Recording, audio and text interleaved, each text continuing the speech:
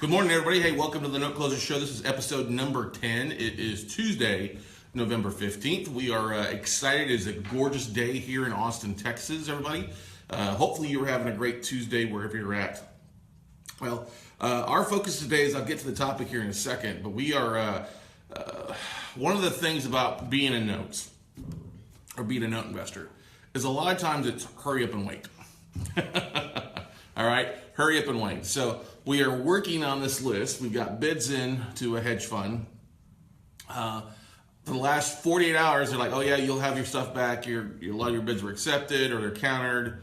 And we've also got a bigger list to send you where you guys we had 300 assets to look at. Now we're supposed to have closer to 1,000 to look at. But it's a lot of hurry up and wait, which happens sometimes in this industry. Now, the situation with this deal is this is a list of assets that some investors bought a couple years ago and didn't touch. They absolutely didn't know what the hell they were doing. They bought a couple $1 million worth of assets, a couple thousand assets, and then lo and behold, they didn't do anything for a year or two. The paperwork was all goofy on it. They lost a lot of assets to tax sale. They hired a company out of San Diego to come in and clear up the collateral and get everything kind of clean again. And now they're finally deciding to move these assets. Finally deciding that, hey, they have to do something now or they're going to lose even more value of this portfolio. And so that's what we've been working on. And it's kind of frustrating because we're working with our investors, our students, to buy these assets and move them, but we also got to make sure we got a good price in from the seller. And getting the seller to sign off on, okay, yeah, here's what we're going to accept. Okay, cool. Here's the counters, that kind of stuff. So that takes a little bit of time. It takes a little bit of patience. It's a little frustrating because we're going on about, 2 weeks now since we put bids in, right? So yeah, we're on week 3 now. If we don't do it by Friday, we're going to kill the deal. Just because we can't have these long delays on stuff. It just doesn't make sense. And it's not good for business either way. Our students can't be sitting out here making bids and they're waiting 3 weeks for a month to counter back. That's just not beneficial. And it's not worth us having this pool hanging over our head while we're trying to go out and collect more assets for our upcoming Note Mastermind. So excited. Hey, if we do get it in and we do get another 700, great. It gives us some more opportunity, but we got to make sure to get this stuff done in a timely fashion. And that's one of the biggest things that's frustrating. I love about notes sometimes. You hurry up and wait.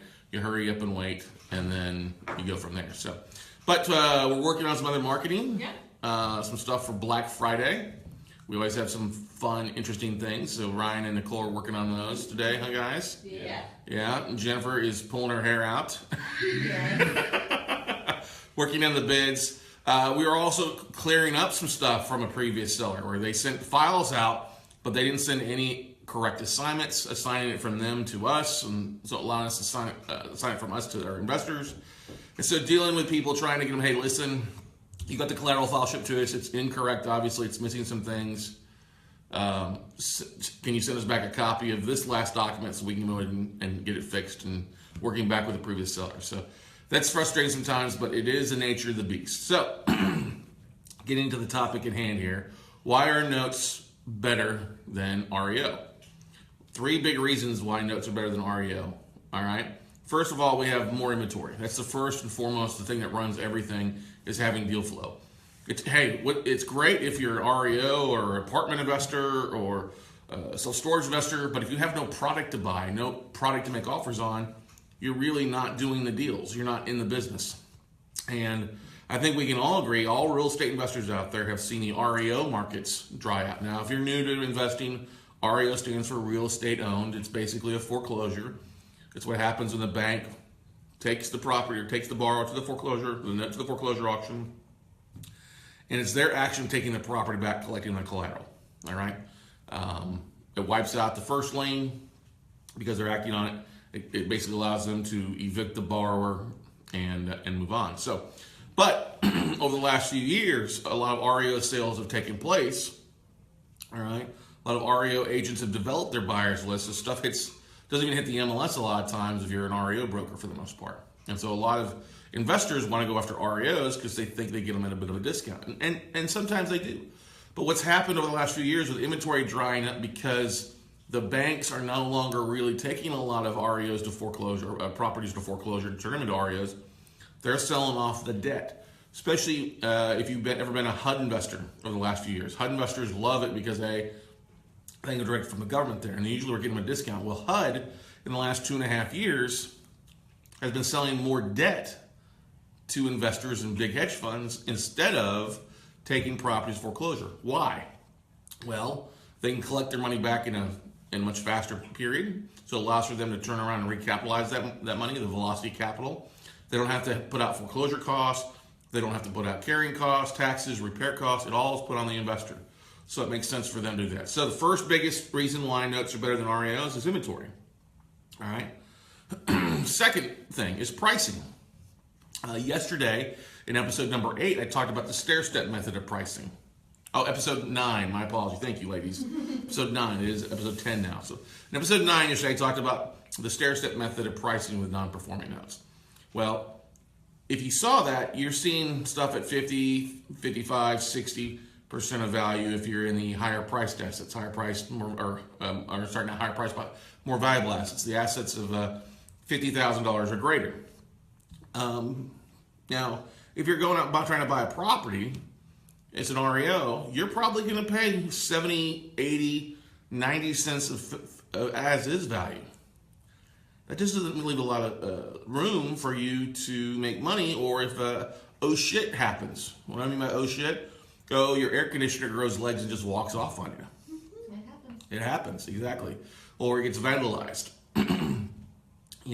Those aren't good times. And you have a lot of REOs at the foreclosure auction that are getting bid up past the 70, 75, 80, 85% of value by weekend warriors who watch too much Flip This House or Flip Flop, and they think they want to be a real estate investor.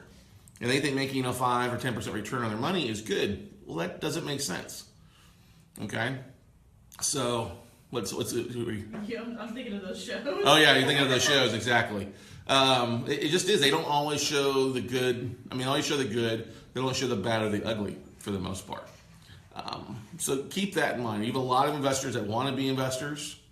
They'll go out, overpay, and then they end up losing money on the deal and end up screwing it all for the solid investors. Like our friend David Arceza buys at the Houston foreclosure auction pretty regularly every month. Well, he hasn't bought anything in a few months because everything's overpriced.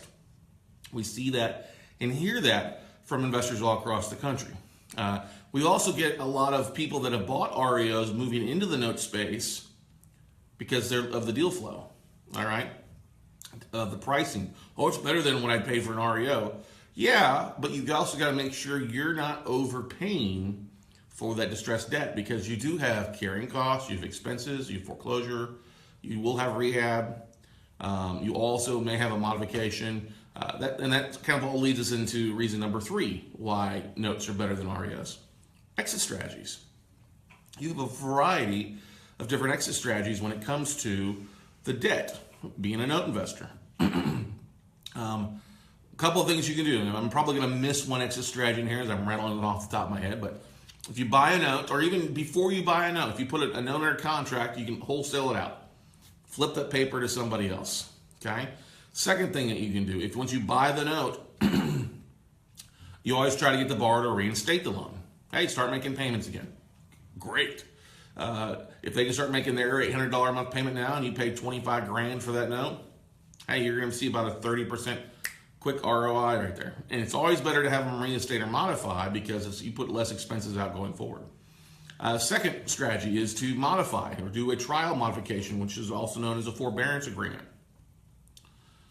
That will vary depending on if the rent is higher than the existing payment, or the existing payment's higher than rent. There's a whole lot of psychology that goes a little bit into where the borrower is coming from. Okay, if you've ever been a deadbeat borrower or been behind your mortgage payment, hey, you'll understand what I'm talking about. Then you can do we've talked about trial modification. You can get them to do a short sale, a deed in lieu. You can have somebody come over and do a loan assumption, take over payments. You could do a cash for keys. Our worst case scenario is always to foreclose. We hate foreclosing, but it happens about 50% of the time. And then always, two guys and gals, is you could always sell the note to somebody else if you've done some work on it. Your goal is just to hold cash flow, but the borrowers won't modify with it. You can always sell that note off to somebody else who wants the REO. And then finally, the last strategy is if you do get it to modify, you can always sell that note off as a reperforming asset in a year with the year payments, or try to work with a borrower to get a refinance you out. Oh, there's also cash payoff happens sometimes. So there's about 9-10 different exit strategies to make money in notes versus REOs. You're going to buy, have to fix it, put capital out, and then either sell it for a profit or try to turn it into a rental.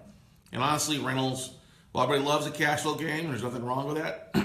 Rentals are often, if you look at your ROI numbers, velocity capital, and your annualized return on investment, and all the work that goes into rentals aren't always the greatest thing, especially when you can compare it to cash flow and having a reperforming note pay without you having to do any of the work. So, have any questions or comments online there? No. No? Guys and gals, if you're watching this, please feel free to leave questions and comments. Those always help us identify topics for the Monday, not the Monday note, that's Monday nights, but for the Note Closer show. All right. Topics, questions, would really love to see those start kicking in as you are running into issues and things like that. So, you look, a lot of investors focus on the note game and they like the first or the seconds. I believe seconds, unfortunately, I'm going to piss some people off, but I believe seconds are a dying investment strategy. Now, second investors should only be buying non-performing seconds behind performing firsts. Well, there's not that many seconds being created, okay? Well, there haven't been that many seconds created for the last 7 or 8 years. There's a small majority. There's really only 4 sources for seconds out there, all right? And you don't have near the amount of success. Now, in the first game, if you're buying non-performing first, you're in a first lien position. The only thing that can wipe you out is taxes, basically, all right? So you are going to control the equity. You're going to control that property by being in the first lien position. You're going to win as long as you take action. If you don't take action, that's the only way you can lose. Right? With seconds, you got to hope the borrower is going to end up doing something with him. And yes, can you foreclose out the property subject to the first lien? Yeah, you sure can.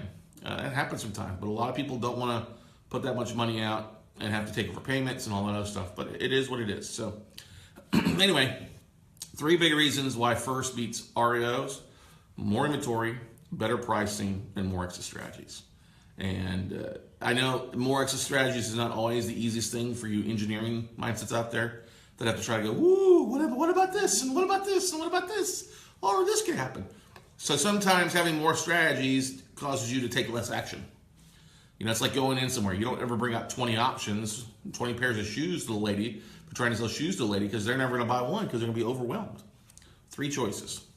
And that's why with notes, you're really going to want to focus on, as you're doing your due diligence and breaking things down and come up with your exit strategies. So your 3 major exit strategies for the most part you'll see is a modification, deed in lieu, or cash for keys, or a foreclosure. Those are going to be the 3 basic things that happen about 90% of the time. The other short sales, other things like that can happen depending on what your strategy is, but most of the time you're going to have those 3 things happen. So hopefully that's helpful today for you guys. 3 big reasons why notes are better than REOs. We enjoy these. Appreciate the hundreds of people that are watching this. Please go out and share this. As always, a lot of people like this topic, especially people are asking you, why are you focused on the note game? Why notes, man? Notes seem like they're just crazy. Notes are kind of like the dark force. Well, come to the dark side of real estate investing. Become a note investor. So anyway, guys, it is going to be a gorgeous day. Go make some stuff happen this Tuesday. You've got literally just about 2 weeks left in November, and then really about 3 weeks in December with everything going on. So go make something happen and really catapult yourself into 2017. So we'll see you guys tomorrow. Just a heads up, we won't be having a Note Close show on Friday. We've got investors coming in and spending Friday, Saturday, Sunday here in Austin with us during one of our fast track trainings. So we look forward to seeing you guys tomorrow. Have a great day, and we'll see you at the top.